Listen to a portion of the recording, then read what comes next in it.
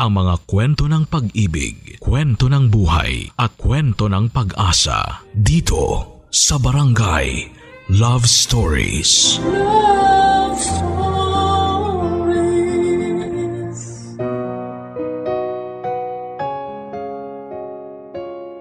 Sikreto. Isang bagay na ginagawa natin para mapanatiling malinis ang ating pangalan. Pero minsan ang mga sikretong ito na tingin nating ikabubuti ng lahat ay siya palang karaniwang sumisira sa tiwala at katahimikan na sinusubukan nating pangalagaan. Ikaw, kabarangay, may malaking sekreto ka bang itinatago? Sa ikalawang parte ng istorya ng buhay ng letter sender nating si Dex, isang malaking sekreto ang itinago niya sa kanyang fiancé na si Kate. Isang sikreto na maaaring ikasira ng kanilang relasyon. Hanggang kailan kaya niya kayang itago ang lihim na ito? Yan ang dapat nating abangan ngayong araw dito lamang sa mga kwento ng pag-ibig, buhay at pag-asa sa nangungunang Barangay Love Stories. Dear Papa Dudut, magandang araw po sa inyo at sa lahat ng mga listeners ng Barangay LS 97.1. Ako po si Dex at narito na po ang stage 2 ng aking buhay bilang isang asawa. Noong nag-30 anyos ako ay plano ko na talagang makabuo ng pamilya kasama ang girlfriend kong si Kate. Sa katunayan ay engaged na kaming dalawa. Nagsimula ang lahat sa isang club kung saan una kaming nagkakilala. Naging magkaibigan kami at kalaunan ay pumasok sa isang open relationship. Nag-live-in kami ng ilang taon hanggang sa napapayag ko siyang pakasalan ako at gumawa ng sariling pamilya kasama ang isa't isa. Matagal bago ko nakuha ang matamis na oo ni Kate, kaya naman sobrang saya ko noong sabihin niya sa akin na iiwan na niya ang dati niyang buhay para bumuo ng panibagong buhay na kasama ako. Okay na sana ang lahat, Papa Dudut, hanggang sa isang babae ang biglang lumutang mula sa nakaraan ko, si Queen. Dahil sa kapabayaan ay nabuntis ko po si Queen. Yan ang isang bagay na wala sa plano ko dahil alam ko naman pong maingat ako pagdating sa mga ganong bagay. Pero dahil na rin siguro sa masyado kong pagiging confident sa sarili, kaya ang pagkakamaling yon ay nakabuo ng hindi inaasahang problema na siya ngayong dahilan kung bakit biglang nagulo ang sanay tahimik ko ng buhay. Para maitago ang sikreto namin ni Queen ay isang kondisyon ang hiniling niya sa akin, Papa Dudut. Yon ay ang magpanggap daw ako bilang boyfriend niya bago niya ipaalam sa sarili niyang pamilya na siya ay nagdadalang tao.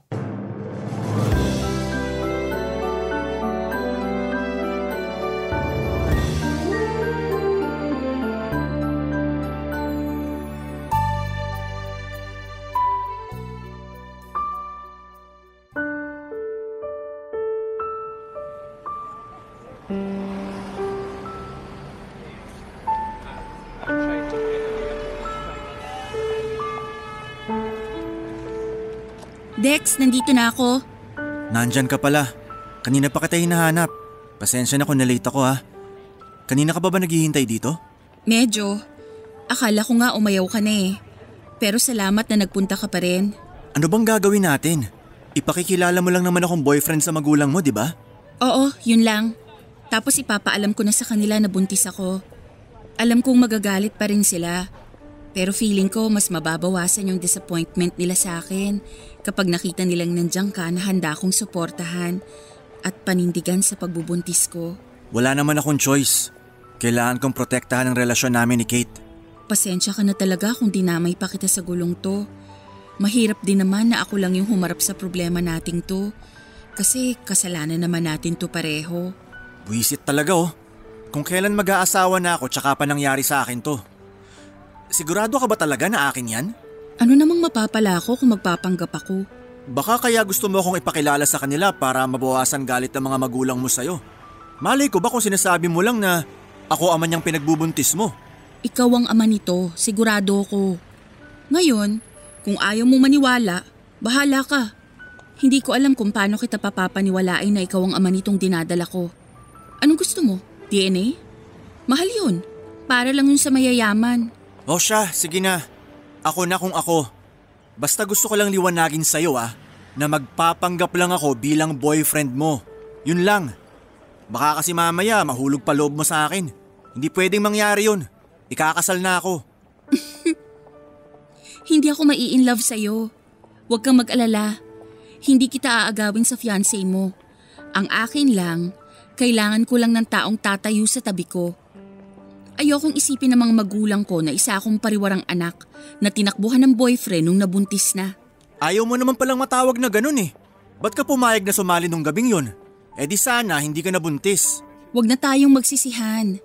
Nangyari na ang nangyari. At kahit may umako pa ng kasalanan natin, hindi na mawawala tong bata sa tiyan ko. Basta kapag naipakilala mo na ako, tapos na tayo, okay?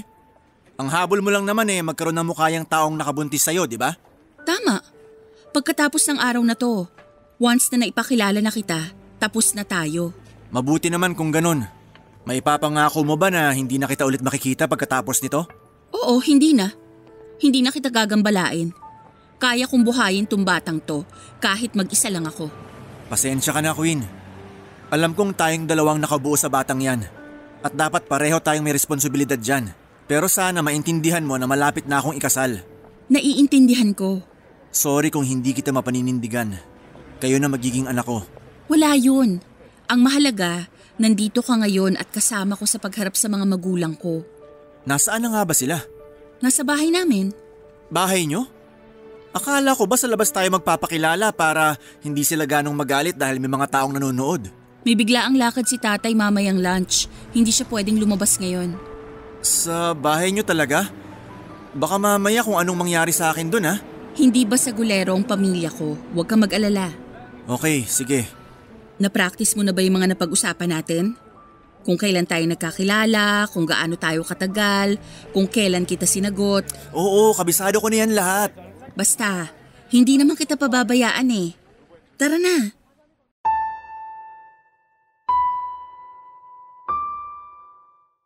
Papadudot pumayag ako magpanggap bilang boyfriend sa harap ng pamilya ni Queen kapalit ang pangako nito na inilihim namin ang lahat kay Kate. Akala ko ay madali lang ang mangyayaring pagpapanggap na yon. Pero halos madurog kami pareho ni Queen sa galit at mga salitang binitawan sa amin ng kanyang mga magulang noong araw na ipinakilala ako sa kanila. Kaya naman pala takot na takot si Queen na malaman ng pamilya niyang buntis siya, lalo na kapag walang ama ang magiging anak niya dahil relihiyoso ang buong pamilya nito. Pastor ang tatay ni Queen samantalang church worker naman ang nanay niya. Akala noon ni Queen na mababawasan ang galit ng magulang niya kapag kasama niya akong maglalahad ng katotohanan. Pero parang wala namang naiba sa galit na nararamdaman nila. Para kaming mga batang musmos na pinapagalitan noon. Kahit na ganoon ang kinalabasan ng palabas namin ni Queen ay wala ng choice ang mga magulang niya dahil nangyari na ang mga nangyari. May nabuo ng bata at hindi naman papadudot magandang ituwid ang isang kasalanan sa paggawa ng panibagong kasalanan. Kaya tinanggap na lamang nila ang mga nangyari. Kahit papaano'y nakatulong daw na hindi ko tinakbuhan si Queen at handa kong panindigan ang bata. Wala naman talaga akong balak panindigan yung bata at nasa kasunduan namin ni Queen yon.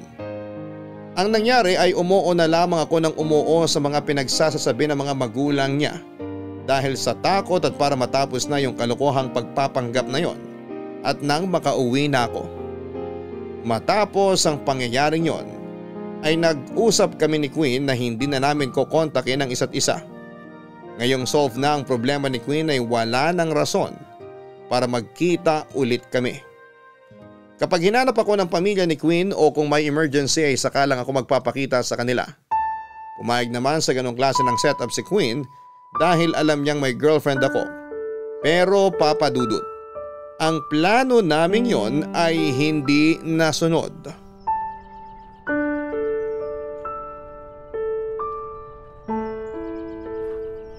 Akala ko ba tapos na tayo?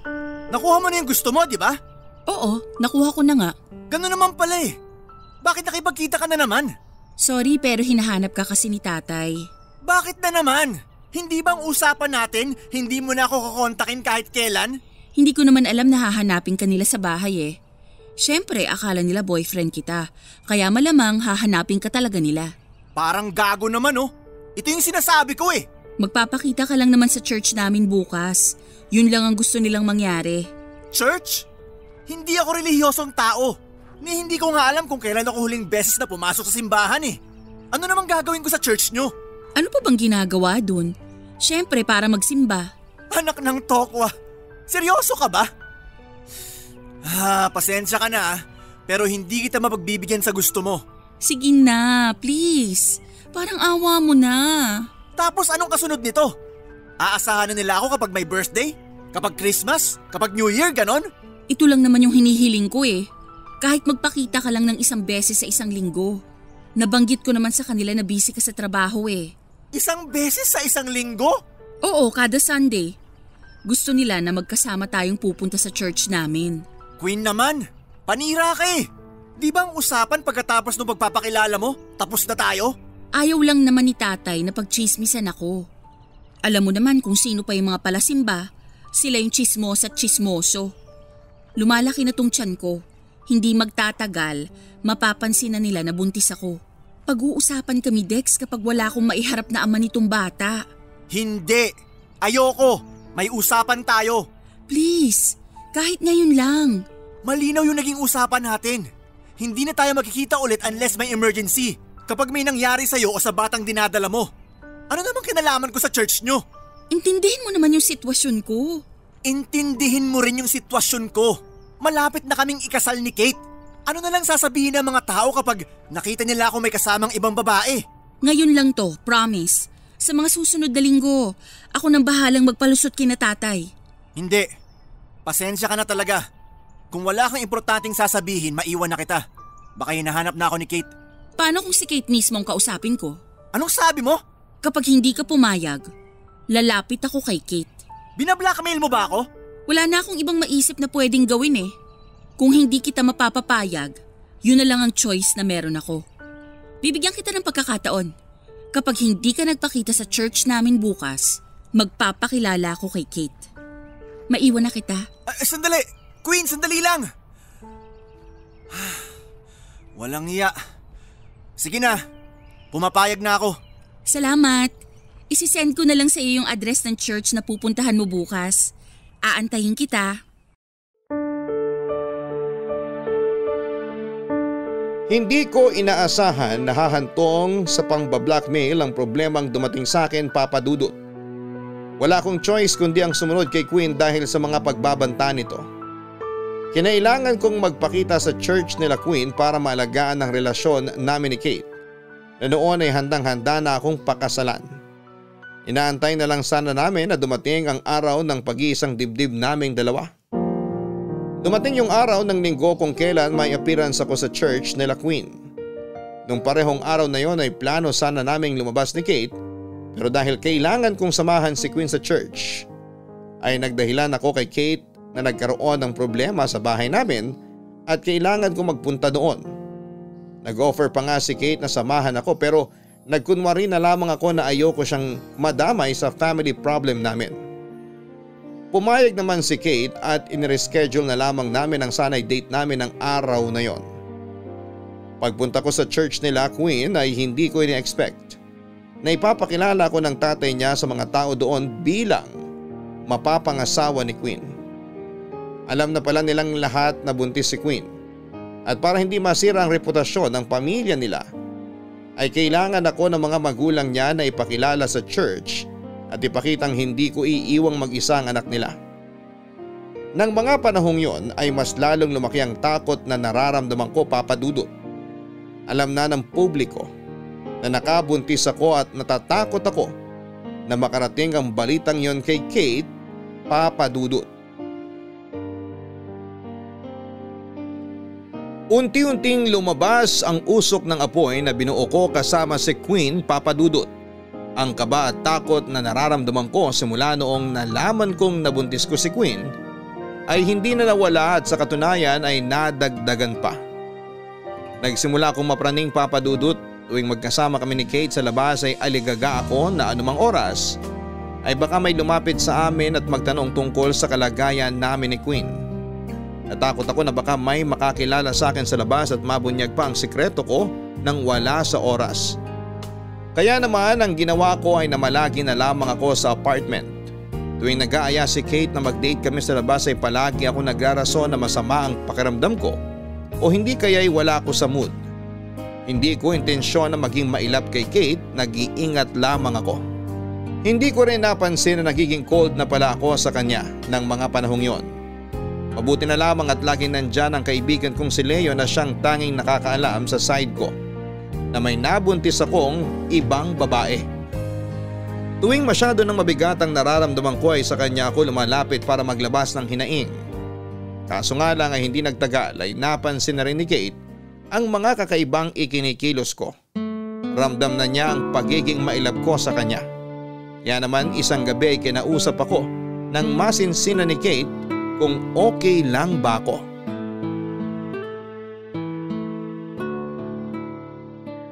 Dex. Uy, Dex. Nakikinig ka ba sa sinasabi ko? Ha? Sorry, ano ulit yon? Kanina pa ako nagsasalita rito, hindi ka pala nakikinig eh. Okay ka lang ba? Pasensya ka na. Inaantok lang ako. Ano ulit yung sinasabi mo? Kako, anong mas gusto mo? Intimate wedding or kasal na imbitado lahat? Kahit ano. Ikaw ba, anong mas gusto mo? Gusto ko sana ng intimate lang para yung mga taong malapit lang sa atin yung imbitado. Mas tipid din kasi yun sa tingin mo? Pwede naman. Pero kung gusto mo rin na mag-arbo, pwede rin naman. Mapag-iipon na natin yan kung problemado ka sa gastos. Actually, kaya namang gumastos pero iniisip ko lang na mas maganda siguro kung mas maging practical na lang tayo. Hindi lang naman kasalang gagastosin natin sa future Basta, ikaw ang masusunod. Kung ano mas gusto mo, doon na rin ako. Hindi pwede. Gusto ko ring malaman kung anong gusto mo. Ayoko naman na ako lang yung nagdedesisyon. Dapat ngayon pa lang, matutunan na natin kung paano mag-decide as one. May tiwala naman ako sa iyo Basta kung ano yung gusto mo, yun din ang gusto ko. Ang mahalaga lang naman sa akin mapangasawa na kita. Sus! Ang sweet naman. Pero seryoso nga, okay ka lang ba talaga? Ha? Oo naman. Okay na okay ako. Inaantok lang talaga ako. Pagod sa work Sure ka? Oo. Bakit mo naman natanong yan? Napapansin ko lang kasi, hindi lang ngayon nitong mga nakaraan din. Parang lagi ka na lang tahimik. Paanong tahimik? Parang biglang nawala yung pagiging makulit mo. Kapag magkasama tayo, nasa phone ka lang. Minsan nakatulala ka sa kawalan. Para bang ang bigat ng pinagdadaanan mo. May problema ka ba? Sa work, sa family, or kung ano man? Alam mo, pwede ka naman mag-open sa akin Wala akong problema. Excited na nga ako sa kasal natin Promise? Wala ka talagang problema? Oo, wala. Kung meron man, sasabihin ko naman agad sa'yo. Okay. Sabi mo Sa Sunday mag-samgyup tayo. Gusto mo ba? Sunday? Pwede naman. Anong oras? Plano ko sanang bumili ng bagong running shoes. Pwedeng lumabas na lang tayo ng maaga tapos doon na rin tayo mag-lunch. Nako, parang hindi ako pwede ng ganong oras. Kung dinner pwede pa. Bakit naman hindi? May lakad ako Saan naman? Alam mo, napapansin ko lagi ka na lang lumalabas tuwing Sunday. San ba yung lakad mo na yan? Nagsisimba kasi ako. Ha? Totoo ba? Parang hindi ka naman pala simba sa pag-aakala ko Oo, hindi ako santo. Hindi ako reliyosong tao pero naisip ko lang na magsimba para makapagpasalamat na nakilala kita. Grabe naman. Ang laki naman pala ng impact ko sa'yo. Biruin mo from non-religious person to devotee ka na pala ngayon. Binago mo ako Parang mas maganda yata na i-cancel ko na lang yung paghahanap ko ng bagong sapatos. Sasamahan na lang kitang magsimba tapos kain tayo sa labas after. Hindi, wag na. Samahan na lang kitang bumili ng sapatos. Ano ba yan? Gusto ko rin magsimba Matagal na rin akong hindi nakakapasok sa simbahan. Pwede naman tayong magsimba, pero sa hapon na lang. Okay, sige.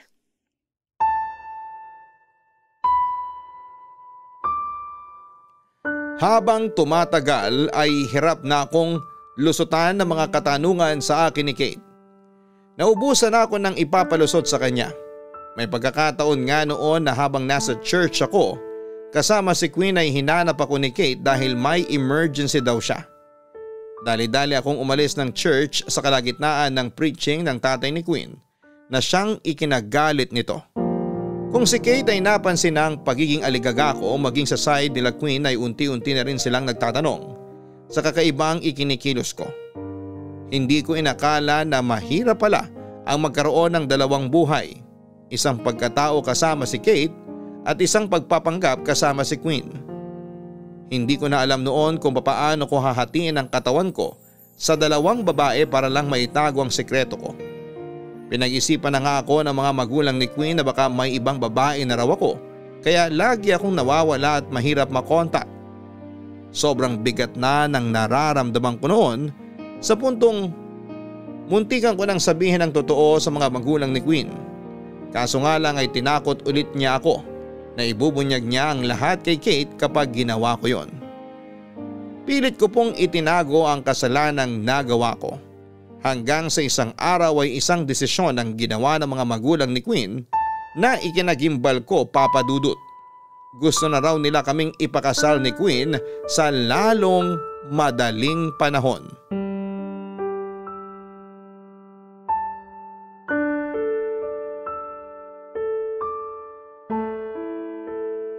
Nahihibang ka na ba?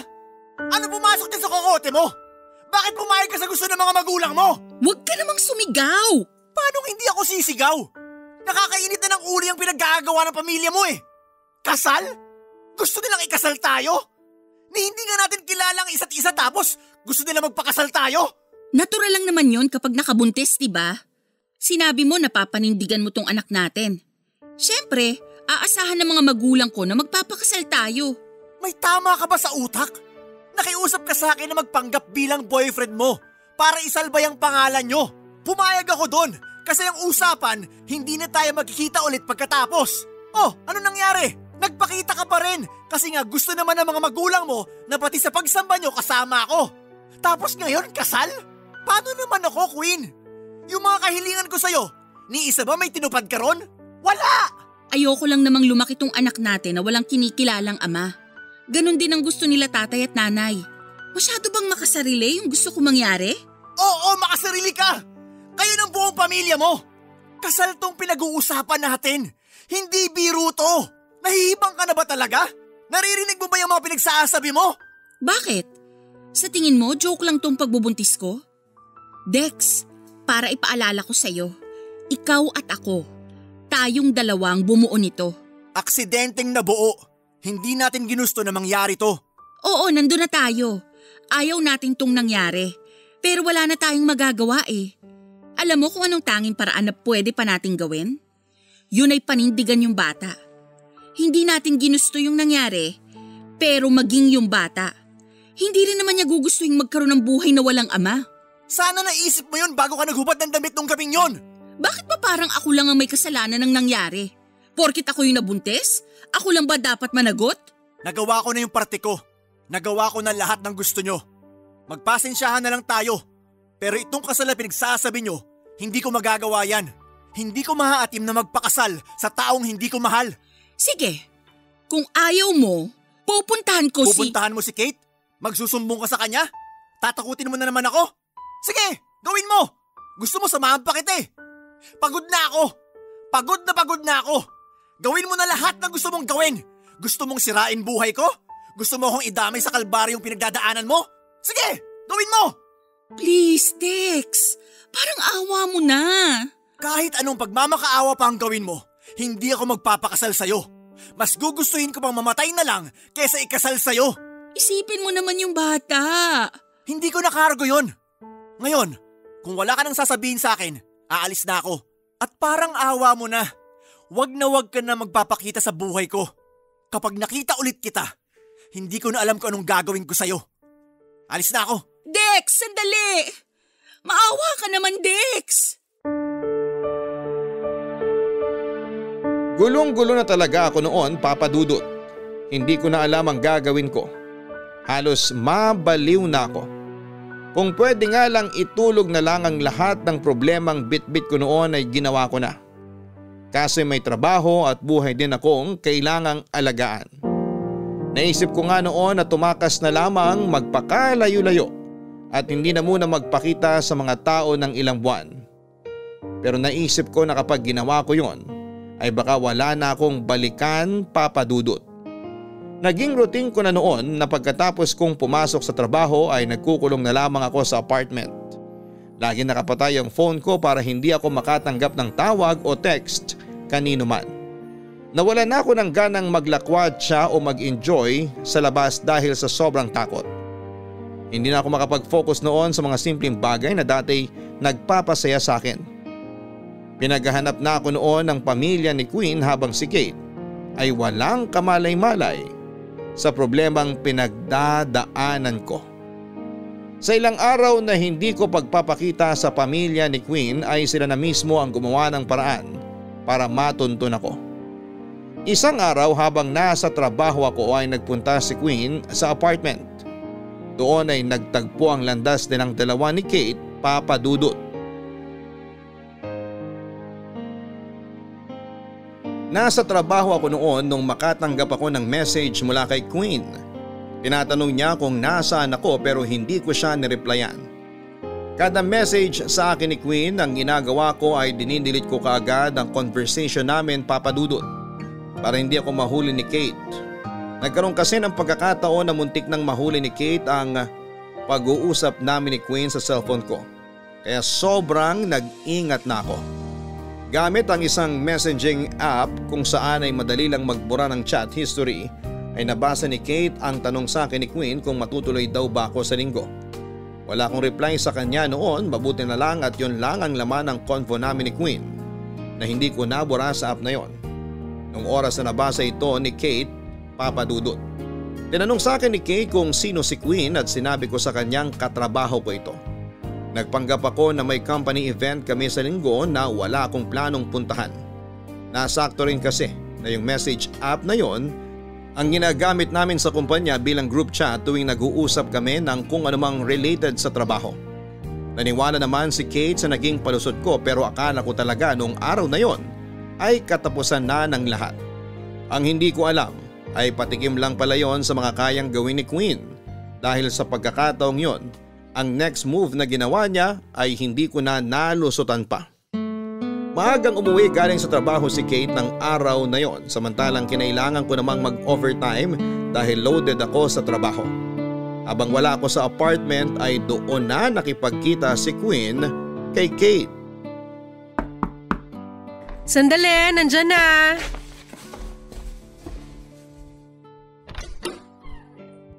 Hi, magandang gabi. Magandang gabi rin. Anong kailangan nila? Nandyan ba si Dex? Si Dex? Wala pa. Nasa trabaho pa siya pero baka pauwi na rin yun maya-maya. Bakit? Anong kailangan mo sa kanya? Wala naman. Ikaw sana talaga yung gusto kong makausap. Talaga? Sandali, pumasok ka muna. Salamat. Dito tayo. Maupo ka. Salamat. Ako pala si Queen. Queen? Ikaw yung katrabaho ni Dex, tama ba? Yun ba yung pakilala niya sa akin? Sa pagkakaalala ko may nabanggit siya sa akin na Queen na workmate niya eh. Hindi ba ikaw yon? Hindi ko alam kung ako ba yung pinag-uusapan niyo. Pero hindi. Hindi kami magkatrabaho ni Dex. Hindi ba? So magkaano-ano kayo ni Dex? Mahabang kwento. Sabihin na lang natin na malaki ang koneksyon naming dalawa. Paanong koneksyon? Hindi ko mag-gets. Itong baby sa tiyan ko ngayon, si Dex ang ama nito. Ha? Anong ama? Imposible naman mangyari yun. May relasyon ba kayo ni Dex? Babae ka ba niya? Hindi. Wala kaming relasyon. Aksidente lang yung nangyari. Pareho naming hindi inasahan na makakabuo kaming dalawa ng bata. Seryoso ba to? Sandali lang, kailan to nangyari? Bago yung birthday ni Dex, nagkaroon ng early celebration dito sa apartment nyo noon. Nagkainuman kami hanggang sa may nangyari na nga sa amin. Hindi ko alam na may girlfriend na pala siya nung time na yon. Wala ka kasi nun eh. Kung alam ko lang na may girlfriend na siya, hindi ako papatol sa kanya, maniwala ka man sa akin o hindi. Wala ako noon kasi nasa probinsya ako. So may nangyari sa inyo nung araw na yon. Tapos nabuntis ka niya nang hindi sinasadya. Ganun na nga ang nangyari. Alam ba yan ni Dex na may nabuntis siya? Oo, alam niya. Matagal na. Okay. Kaya pala biglang nagbago yung ugali niya nitong mga nakaraang buwan. May tinatago pala siyang sikreto sa akin. Sorry, hindi ko sinasadyang makasira ng relasyon. Hindi ko naman to ginusto eh. Pero wala… Hindi ako galit. Wala akong karapatang magalit sa'yo kasi nung araw na nabuntis ka niya, open ang relasyon naming dalawa. Pinayagan ko siya makipagkita sa ibang babae. Alam mo kung kanino ako galit? Kay Dex. Kasi itinago niya sa akin tong kasalanang ginawa niya. Pasensya ka na talaga. So, bakit mo ko gusto makausap ngayon? Malaki na yung tiyan mo, oh. Bakit ngayon mo lang naisipang sabihin sa akin yung totoo? Gusto kasi ng pamilya ko na panindigan ni Dex tong bata. Gusto nila na ikasal kaming dalawa. Okay. Ha? Eh di magpakasal kayong dalawa. Teka, pumapayag ka? May magagawa pa ba ako? Buntis ka na eh. Diba, nagpunta ka rito para humingi ng blessing? Sige, ibinibigay ko na sa'yo yung boyfriend ko. Nang ganun lang? Para ka namang namigay lang ng laruan? Huwag mo nang subukang intindihin tong ginagawa ko kasi hindi mo rin naman magigets. Hindi pangkaraniwan tong relasyon namin ni Dex. Open kaming dalawa. Ibig sabihin, pwede ang lahat maliban lang sa isang bagay. Ang mabuntis o makabuntis. Ngayong alam ko na may nabuntis pala siya, sa'yo na siya. Uwi mo na kung gusto mo. Hindi ba mas maganda na pag-usapan natin to kasama si… Tapos na tayo mag-usap. Makakalis ka na. Pero… Nandun yung pinto, pwede ka nang umalis. Salamat. Sige, mauuna na ako. Pasensya na ulit.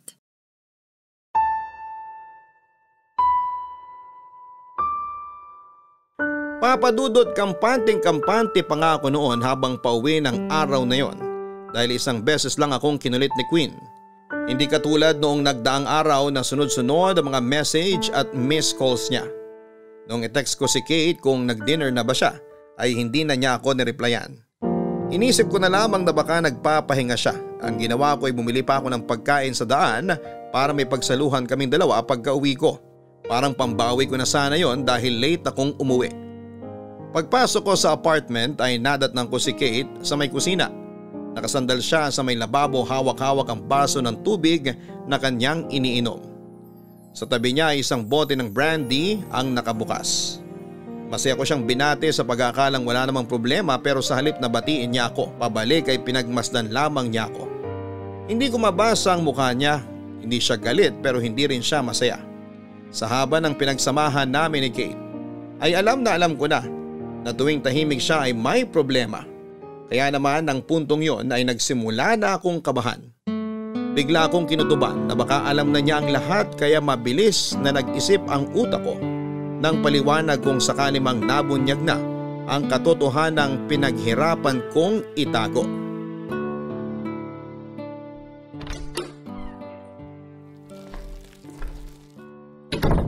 Kate, gising ka pa ba? Nandito ako sa kusina. Nandyan ka pala. Akala ko nagpahinga ka na. Kumain ka na ba? May take out ako.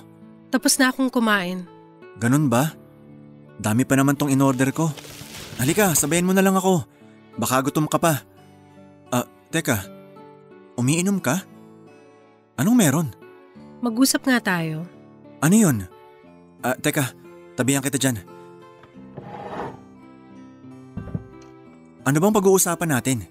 May kailangan ka bang sabihin sa akin na dapat kong malaman? Wala naman. Okay ka lang ba? Ba't ka umiinom mag-isa? Sino si Queen? Queen? Katrabaho ko yun. Di ba nabanggit ko na siya sa'yo noon?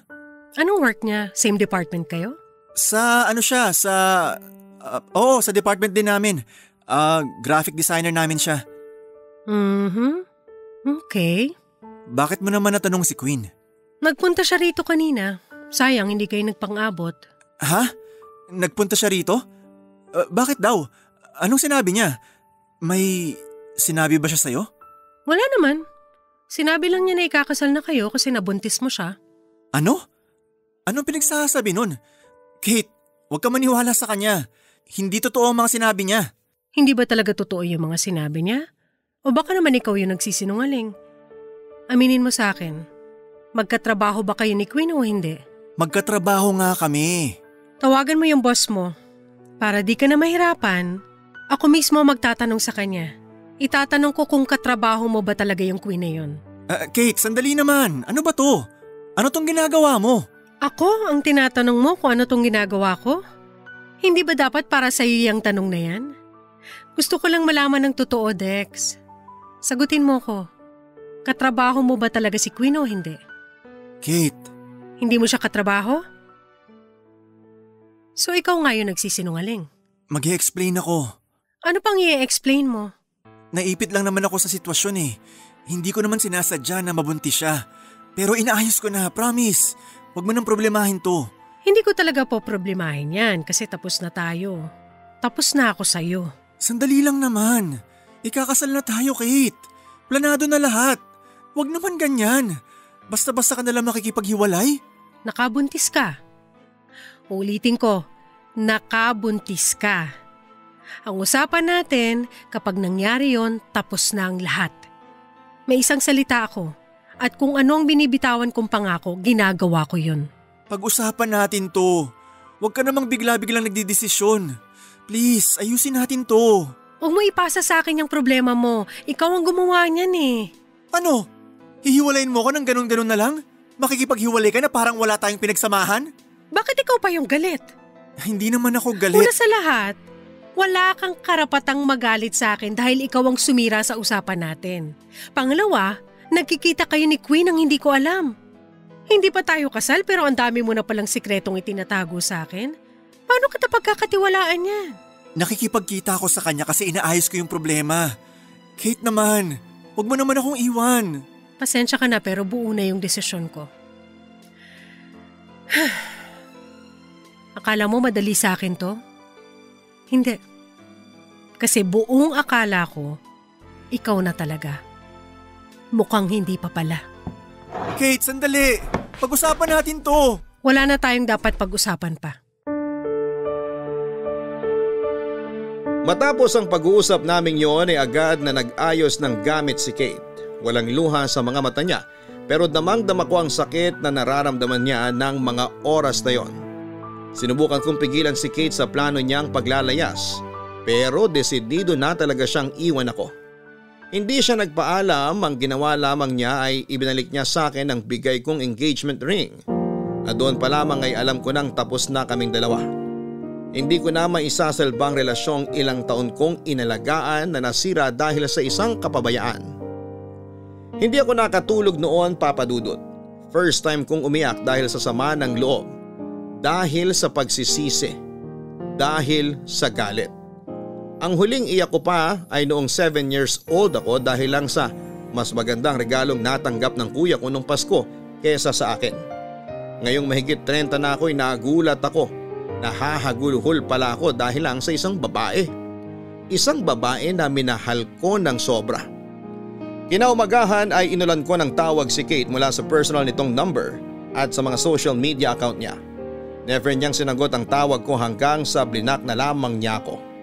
Hindi pa rin ako nagpatinag dahil sobrang desperado na ako noon na kunin ulit ang loob ni Kate ay pinuntahan ko siya sa bahay ng mga magulang niya.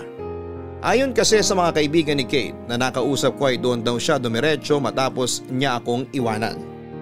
Pagpunta ko sa bahay nila ay hindi ako hinarap ni Kate. Sa halip ay ang galit nitong tatay ang sumalubong sa akin.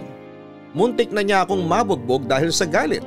Humingi ako ng tawad sa kanila pero katulad ni Kate ay hindi na nila ibinigay pa ang kapatawarang hinihingi ko, Papa Dudut.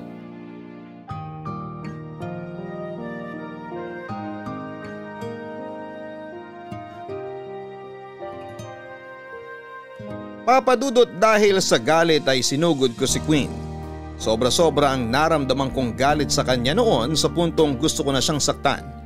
Pero dahil buntis siya ay nakapagtimpi pa ako kahit na halos sumabog na ako noon sa sobrang sama ng loob ko dahil sa ginawa niya.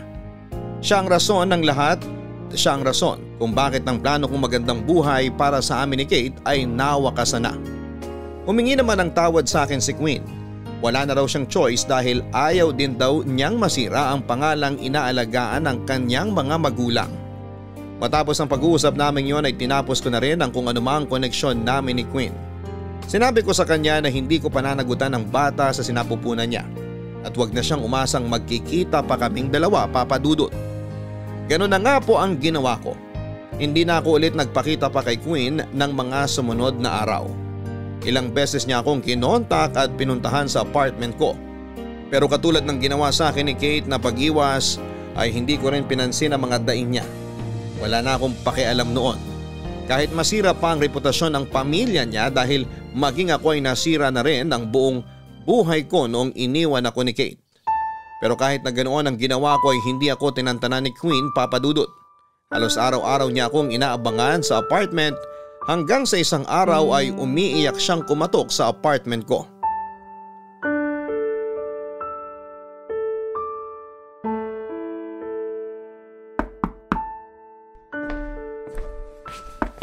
Sandali! Dex! Ikaw na naman? Ano pa bang ginagawa mo rito? Di mo talaga magets? Ayaw na kitang makita. Pwede ba tayong mag-usap? Hindi ka ba nagsasawa sa kakahabol sa akin? Nakikiusap ako. Para na rin sa kapakanan mo. Tantanan mo na ako. Sandali lang. Huwag mo akong pagsarahan ng pinto. Kausapin mo muna ako. Wala na tayong dapat pag-usapan pa. Hindi ba sinabi ko sa'yo? Huwag mo nang ipapakita yung pagmumukha mo sa akin. Please, parang awa mo na. Kailangan ko ng tulong mo. Pumunta ka sa barangay. Doon ka humingi ng tulong, wag sa akin. Pinalayas ako sa amin. O ngayon? Ano namang pakialam ko ron? Wala akong matutuluyan. Pwede bang sa'yo na muna ako tumuloy? Kahit ilang araw lang. Ang lakas naman ng loob mong humingi ng tulong sa akin. Maganda ka sana. Pero sobrang kapalang talaga ng pagmumukha mo eh. Matapos mong sirain relasyon namin ni Kate, lalapit ka sa akin para humingi ng tulong? Wala na akong ibang malalapitan. Ikaw na lang talaga. Sa lahat ng ginawa mo sa buhay ko, bigyan mo ako ng rason kung bakit kailangan kitang tulungan. Para sa anak natin. Alam kong wala na akong mukhang ihaharap sa'yo, pero kailangan ka ng bata. Kahit para sa anak na lang natin. Ginamit mo pa yung bata sa pansarili mong interes. Marami kang kaibigan, di ba? Sa kanila ka makitira, wag sa akin. Ilang araw lang naman ang hinihiling ko sa'yo eh. Wala ka bang pera? Maghanap ka ng murang apartment. Kung di mo kaya mag-apartment, maraming boarding house dyan sa tabi. Dumiskarte ka naman para sa sarili mo. Wala akong pera. Alam mo namang wala akong trabaho, di ba? Oo nga pala. Palamunin ka nga pala sa bahay nyo. Alam mo nakakaawa ka eh, pero sorry. Sa maling tao ka lumapit kasi kahit anong gawin mo, hindi kita kaaawaan. May sarili rin akong problema ngayon. Hindi ko kaya mag-alaga ng taong kinamumuhian ko. Hindi mo naman ako kailangang alagaan eh. Ako nang bahala sa sarili ko. Ang kailangan ko lang naman ay masisilungan. Kung hindi sana ako buntis, kaya ko ang sarili ko. Pero Dex, may batang nakasalalay sa akin. Hindi lang ako ang tutulungan mo kung sakali, kundi maging itong bata sa tiyan ko. Itong anak mo. Hindi ako madadala ng mga ganyan mo. Tapos na tayo, Queen. Kung ano yung mga sinabi ko sa'yo nung huli tayong mag-usap, yun na yun. Pareho tayong babagsak. Yun naman gusto mo, di ba? Alam kong mabait kang tao. Please naman. Kahit 2 araw lang. Wala na talaga ako mapupuntahan ngayong gabi. Parang awa mo na. Umalis ka na. Isipin mo naman yung anak natin. Ako okay lang kahit pagsalitaan mo ako ng masasama. Tatanggapin ko yun. Pero kahit lang sana para sa bata. Hindi ka talaga aalis? Dex, please! Sawa na ako sa pagmumukha mo. Kapag hindi ka pa umalis dito, ipadadampot kita sa guard. Muwi ka na! Bumalik ka na sa mga magulang mo. Doon ka magmakaawa. Dex, please! Buksan mo tong pinto! Dex!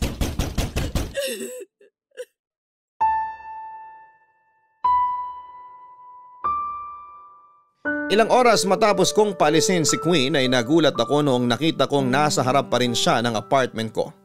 Nakaupo lamang ito sa lapag katabi ng bitbit nitong mga bag habang natutulog. Bigla akong naawa noong nakita ko ang sitwasyon niya, Papa Dudut. Kahit galit ako sa kanya ay naisip ko ang kalagayan niya. Buntis siya noon at hindi maganda para sa batang dinadala niya ang stress na pinagdadaanan niya ng mga oras na yon.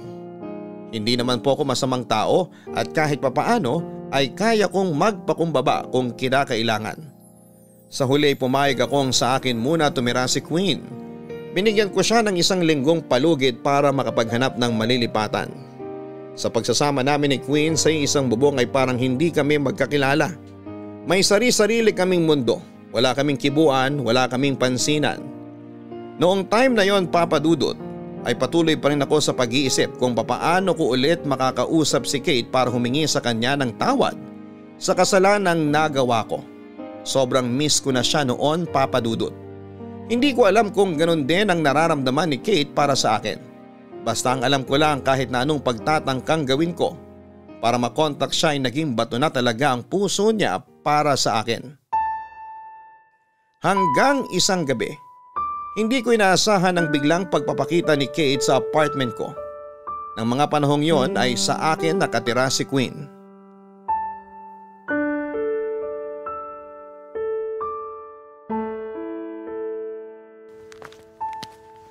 Kate? Kate! Anong ginagawa mo rito sa apartment? Ang tagal mo namang umuwi. Kanina pa ako nag-aantay dito. Sorry, may dinaanan pa ako. Bakit hindi ka nag-message? Oo nga pala, binlock mo nga pala ako.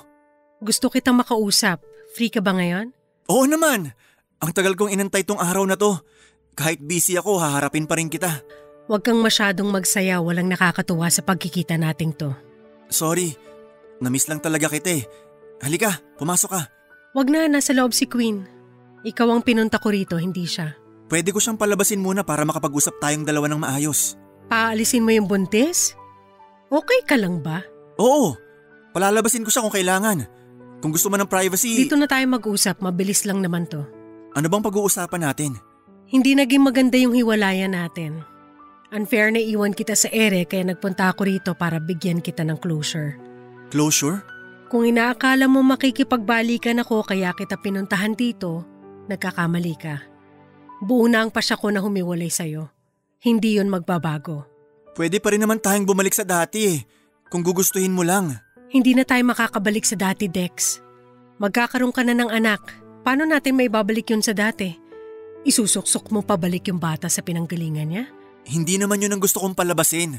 Ang ibig ko sanang sabihin… Patapusin mo muna akong magsalita. Okay, sorry. Alam mo naman na simula pagkabata, sobrang gulo na ng buhay ko. Nung tumanda ako, naging party girl ako kasi doon lang ako nagiging masaya. Nung nakilala kita, aminin ko, wala akong plano magseryoso sa'yo noon. Gusto ko lang talaga yung company mo. Pero kalaunan, nahulog na rin yung loob ko sa'yo. Napaibig mo ako nang hindi ko namamalayan. Naisip ko na sa wakas, nandyan ka na pwede magbigay sa akin ng tahimik at maayos na buhay. Yung kasal natin, inaabangan ko talaga yun kasi yun na yung moment na lalagay na tayo sa tahimik eh. Tapos malalaman ko na magkakaroon ka na pala ng anak sa ibang babae. Paano magiging tahimik ang buhay ko sa ganong klase ng sitwasyon? Kaya naisip ko na ako na lang yung mag-giveaway. Masakit para sa akin na naagaw sa akin yung mahal ko nang wala akong kamalay-malay. Pero sign siguro yun na hindi talaga tayo para sa isa't isa. Pwede mo naman akong ipaglaban eh. Kung mahal mo ako, ipaglaban mo naman ako. At what cost? Ipaglalaban kita para mawala ng ama yung inosenteng bata? Ipaglalaban kita para magdusa mag-isa yung babaeng nabuntis mo? Ano namang mafe-feel ko ron? Bilang isang babae, alam ko ang hirap na pinagdadaanan ni Queen. Alam ko rin ang hirap na pagdadaanan niya kapag nawala ka sa buhay nila. So paano tayo? Wala na lang lahat yun? Nangyari na yung nangyari. Oo, aksidente, hindi ginusto, hindi sinadya, pero nangyari na eh. At may rason kung bakit yun nangyari. Wala na ba talagang second chance? Pasensya ka na, wala na talaga. Tiwala naman ako na kayang-kaya mo magpakalalaki. Kayang-kaya mong panindigan yung nagawa mo. Panagutan mo si Queen. Magpakaama ka sa magiging anak nyo. Ito na ba yung huling pagkikita natin? Wala namang ibang rason para magkita pa tayo, di ba? Kaya ito na nga yung huli. Maraming salamat, Tex. Matanda ka na. Alam mo na kung anong dapat sa hindi dapat.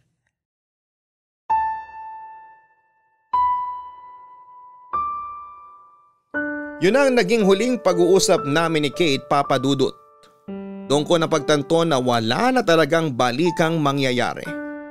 Nakapagpasya na si Kate at wala akong choice kundi ang harapin ang kasalanang ako mismo ang nagsimula. Sobrang broken ako noon.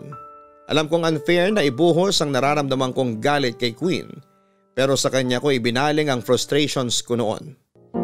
Si Queen ang sinisisi ko sa lahat ng bagay. Siya ang dahilan kung bakit kami nagkahiwalay ni Kate. Hindi ko naisip na noong mga panahong yon ay pareho kaming nagkasala dahil mas nangibabaw ang galit ko. Pagkatapos ng 1 linggo ay pinalis ko rin si Queen sa apartment. Pagkatapos noon ay hindi ko na alam kung saan siya nagpunta. 2 linggo akong nagluksa sa pagkawala ni Kate sa buhay ko. Hanggang sa nakatanggap ako ng tawag mula sa kaibigan kong si Leo. Matapos umalis sa apartment ko ay nakatira raw si Queen sa isa sa mga tropa niya. Ipinaalam din sa akin ni Leo ang masamang binabalak ni Queen. Plano na raw niya na mga panahon na yon ay palaglag ang bata sa tiyan niya. Noong nalaman ko yon ay agad kong pinuntahan si Queen para kausapin. Pinigilan ko siya sa pinaplano niya pero sobrang bigat na raw talaga para kay Queen ang mga nangyayari.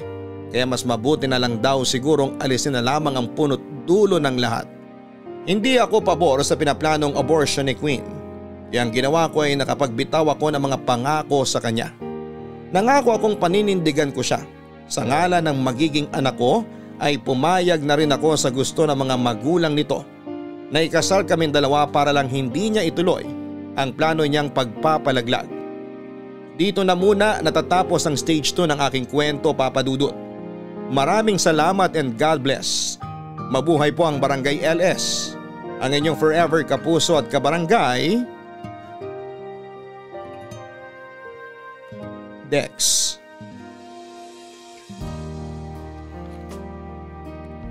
Ang sunog, gaano man ito kaliit, ay hindi mo ito maitatago dahil lalabas at lalabas ang usok nito. Huwag nating hayaang lumaki pa ang apoy na siyang maaaring dahilan ng pagkasira ng buhay na matagal nating iniingatan. Mga kabarangay, maging accountable tayo sa mga pagkakamaling nagagawa natin dahil mas magandang mabuhay ng walang itinatago, mas tahimik at mas masaya. Hanggang sa muli mga kapuso, ako po si Papa Dudut sa mga kwento ng pag-ibig, buhay at pag-asa sa Barangay Love Stories number 1. Sabay-sabay nating pakinggan ang iyong kwento ng pag-ibig, buhay at pag-asa. Ipadala lang sa barangaylovestories@yahoo.com. Nagustuhan ng iyong napakinggan? Ituloy yan via live stream sa www.gmanetwork.com/radio.